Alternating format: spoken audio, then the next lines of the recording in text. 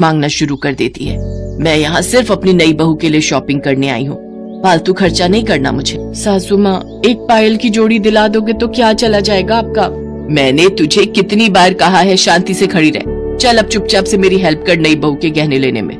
मैं तुझे यहाँ इसीलिए लेकर आई हूँ, और अगर तू मेरी ये हेल्प भी नहीं कर सकती तो तू यहाँ से जा सकती है।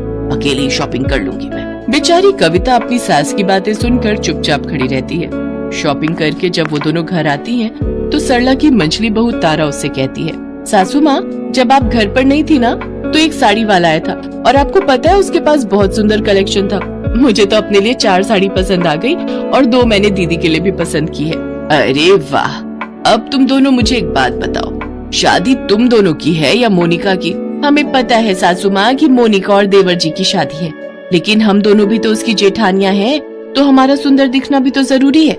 शादी से 2 दिन पहले मैं तुम दोनों को एक साड़ी दिलवा दूंगी, लेकिन फिलहाल के लिए मुझे कोई फालतू खर्चा नहीं करना है। तो तारा बहू, कल तू उस साड़ी वाले को बुला ले, और हाँ, दोनों एक बात कान खोलकर सुन लो, कल की साड़ी कलेक्शन मैं सिर्फ मोनिका बहू के लिए ही लूंगी, और तुम दोनों को मेरी मदद करनी होगी तो सिर्फ इतना करना कि साड़ी पसंद करवाने में मेरी मदद कर देना।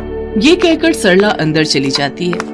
उसकी बातें सुनकर तारा और कविता को बहुत गुस्सा आता है। फिर वो दोनों किचन में खाना बनाने के लिए चली जाती हैं, और खाना बनाते हुए आपस में बातें करते हुए कहती हैं, कविता दीदी, कुछ ज्यादा ही नहीं हो रहा सासू माँ का?